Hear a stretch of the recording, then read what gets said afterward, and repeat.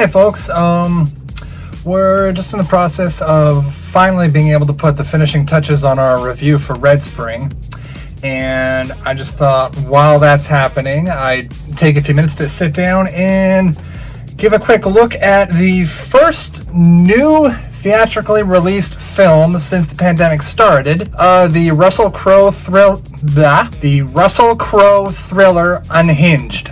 There we go, got it up the second time. Now, this stars Russell Crowe as the Man, which is an odd cast listing on IMDb because he does at one point give the name of Thomas Gibson, I believe, so his character does have a name of some sort. And Karen Pistorius as Rachel, who is a mother that is basically having an absolute shit day. She slept in. She's fired by one of her biggest hairstylist clients, and she's a driver with not a whole lot of common sense, who at one point ends up stuck behind Russell Crowe at a green light when his truck doesn't move. She honks at him. He decides that she's honked at him rather a little too long, and therefore has to destroy her life and kill anyone with any degree of association with her whatsoever. Now, what you need to know basically is this. Is this movie worth seeing? Yes. Is this movie worth seeing in theater? Oh, fuck no. Hell no. This is just idiotic and batshit insane, even by my standards. I think the biggest thing is, like, Russell Crowe, his idea of angry, and for a guy who's been reported in the past as having his own rage issues, this is kind of saying something. But he seems to think that in order to portray a man whose psyche is utterly destroyed, and to be quite frank, the film opens with his character killing his ex-wife, her family, and then burning down their house while he's on medication. Think about this. If this is what this man is like on medication, I don't want to see him off of it. He's so unhinged that he looks like I was saying, it's like Russell Crowe thinks that in order to portray rage on screen, he has to make himself look like a giant pufferfish for the entire movie. Literally, he's off most of the film. He's behind the wheel of his truck, and it's literally like just eyes squinted, cheeks puffed out, and just hunched over as much as he can, just glaring straight ahead at that damn camera. So he has his initial confrontation with Rachel, and then Rachel drops her son Kyle off at school, goes to get gas for their station wagon, and guess who ridiculously conveniently pulls up into the pump behind her car while she's inside paying. She realizes that Russell Crowe is tailing her, and a customer inside the convenience store is like, I'll walk you out. I'll get his license plate number for you, and if he pulls out after you, you can call the cops. Like, sadly, this customer and the convenience store clerk are two of the only three people in the entire movie who have any degree of actual common sense. The third person being her son, because he's telling mom when they first have their encounter with Russell Crowe's character, like, Mom, just apologize, just let it go.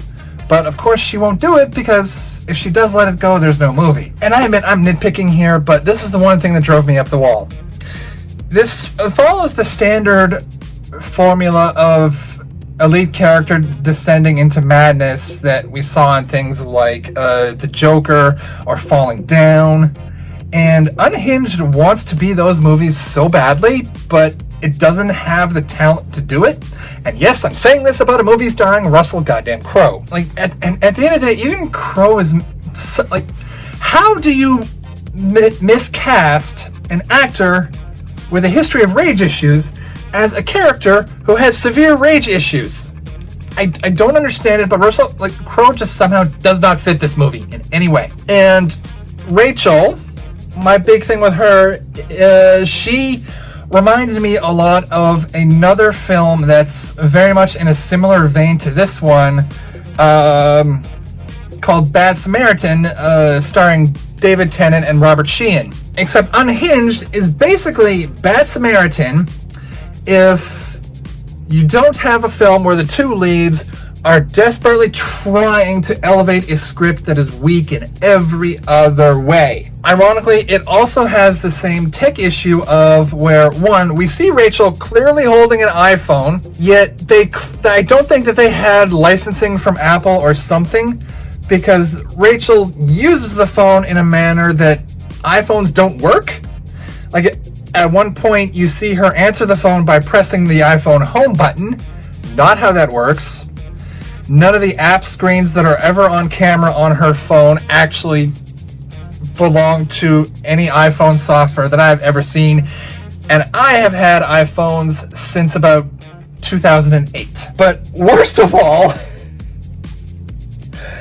again, this is one of those things that in the real world would never happen and only happen here because this is how the movie's plot is able to move forward. Over the course of the confrontation at the gas station, Russell Crowe steals Rachel's phone because for a man who's clearly as big as Crowe is, he apparently can move like a ninja. But Rachel has no security on her phone whatsoever. No Touch ID, no passcode. Her bank app has nothing on it, and there's a lot of things like this where as soon as you see it, you're going, I'm sorry, what? And the last thing is that I don't know if the title Unhinged refers to the story, Russell Crowe's performance, or how desperate this director was to throw as many cars at a camera as he could. Especially toward the end of the film during a climactic car chase where Russell Crowe has stolen the minivan of one of Rachel's neighbors, and this minivan is plowing through cars, sending them flying everywhere like this thing is armored and straight out of Mad Max. And at one point, Rachel, during the final confrontation, slams into the minivan and sends it spinning and flying, and I'm pretty sure she's driving a Prius, so again, no. In all seriousness, even the Fast and the Furious movies would be questioning the physics of this film. So to wrap up, like I said, this is a 2 out of 5. This Russell Crowe is oddly miscast here. This movie needed Michael Shannon, and needed Michael Shannon badly. This needed... I will find him. I will find him, Laura. I will find him! When Russell Crowe is your lower budget option? Oof. So, like I said, 2 out of 5. Yes, go see it, but don't go see it in theater. It's just not worth it. But with that, stay tuned. We'll be back in a couple of days with one of our episodes that got stuck in editing limbo during the early portion of the pandemic, the Canadian indie horror film Red Spring. So until then, don't forget to hit those like and subscribe buttons, share this video with your friends, and drop us a line anytime you like.